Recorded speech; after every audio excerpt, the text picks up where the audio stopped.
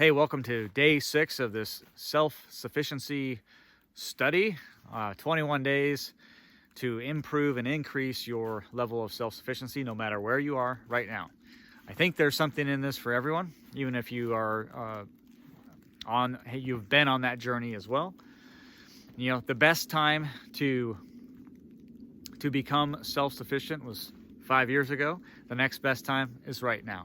So this is, again, day 6, and if you haven't seen the previous days, I encourage you to go back and watch those as well. Here we are at the end of March on this beautiful snowy day, and I'm at one of my favorite spots on the property above the house, and normally you can see for a very long ways. We have a nice view up here, but obviously not right now. Anyway, let's get to today's topic, which is to be a generalist and not a specialist. Now, let me explain that. It's not that you shouldn't specialize in anything, and in fact, most of us in our careers or jobs or whatever, we specialize, right? Because that is an efficient way to do things. It really is. However, when it comes to self-sufficiency, that doesn't work out so well.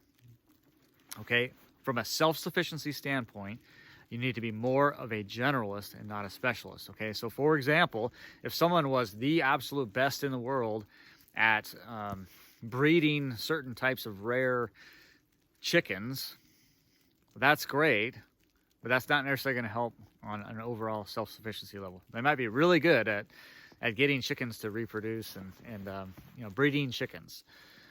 And that's something that we should work on. So we should work on, with regards to self-sufficiency, being broad, having a breadth of knowledge, and not necessarily a deep depth of knowledge, okay? In a couple areas that make sense, and absolutely, and in your job, in your career, you might be a specialist, that's fine.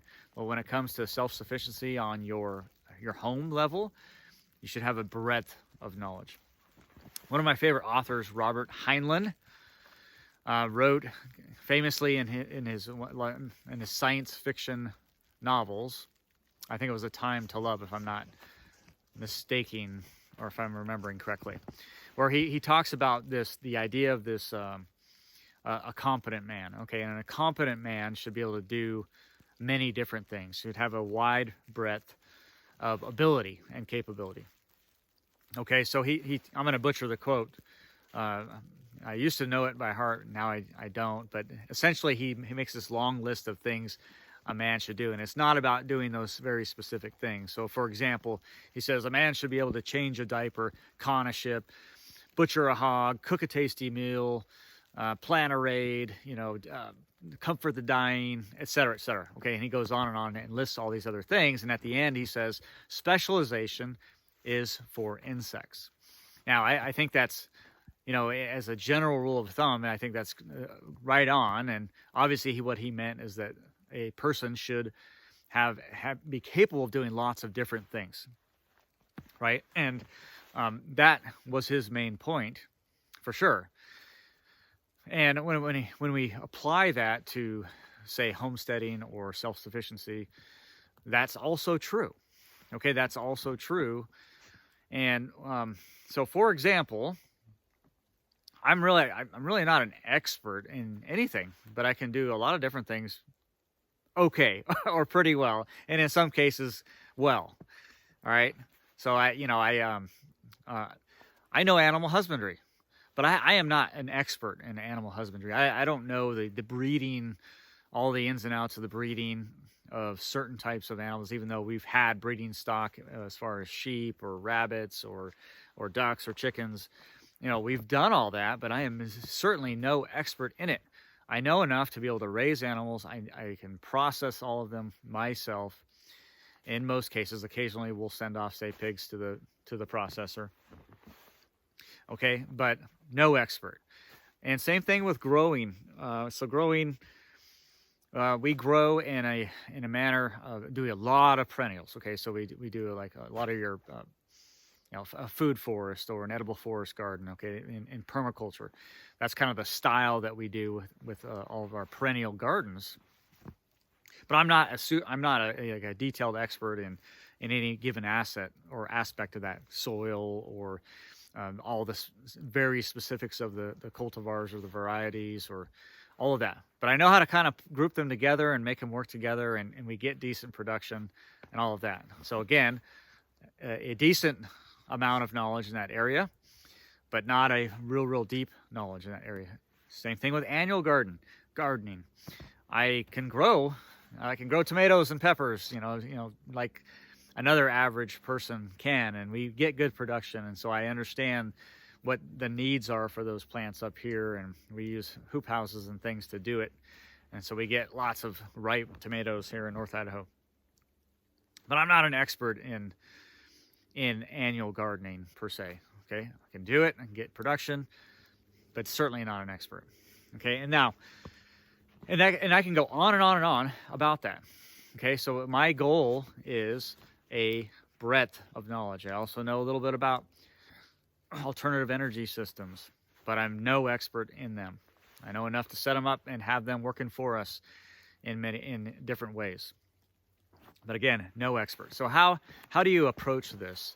How do you approach this idea of being a generalist and not a specialist?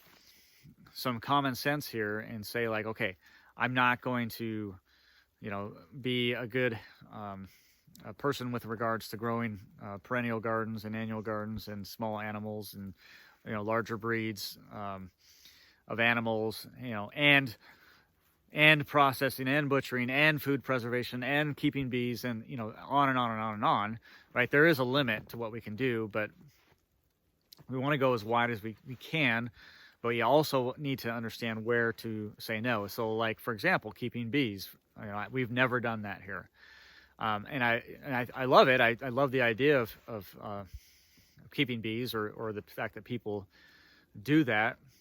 And I think it's great. And in fact, we have people around us close enough to where during the growing season, their honeybees show up at our place, and then we can see them on our raspberries, et cetera, et cetera. Okay, but I am, because I'm working on all these different things, do not want to dedicate the time to learn beekeeping in addition to all the other things that I'm doing. Okay, so I'm applying a little bit of controls on that. So yes, very wide in depth. Okay, but under a control. And there's a principle that I want to talk about in the final here, and that is the Pareto principle.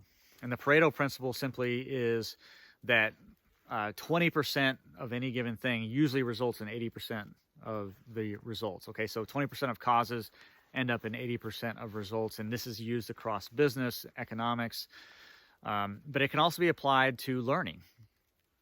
And what I mean by that is, like, if you want to learn a bunch of different skills, first of all, you need to pick the ones in a wide manner that are going to give you the most bang for your buck, right? Small animals, growing gardens, whatever it is for you. Maybe it's rainwater catchment. It's because you're in a situation where water is more crucial than, say, up here. So maybe it's something like that, or it's alternative energy things where you need to kind of focus a little bit more on that. Okay, so the Pareto principle. And we have this other idea. Now you take that skill, so it's like, okay, animals, growing, alternative energy, and rainwater catchment, and food preservation. Okay, so like I want to learn those 5 skills well enough to be self-sufficient. All right, every one of those skills you can apply this Pareto principle to. You know what? 20% of the principles and the learning that needs to occur will get you 80% of the way there in knowing that skill. Okay, so again, I apply this to gardening. Well, do I need to know the preciseness of the soil food web, or do I need to know that biology in the soil is really good and I want beneficial biology in there, and so I'm going to promote that through compost teas, and some basics like that? Okay, obviously I'm going to go with the latter. I don't need to study the science behind the soil food web. when I know that if I do these 3 things, I'm going to benefit the soil there.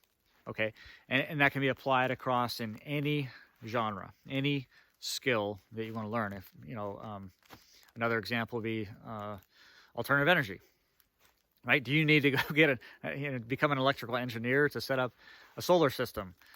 No, you do not. You need to know the real basics of it, and so you're not going to get in trouble or ruin your equipment or everything like that, and then just get started.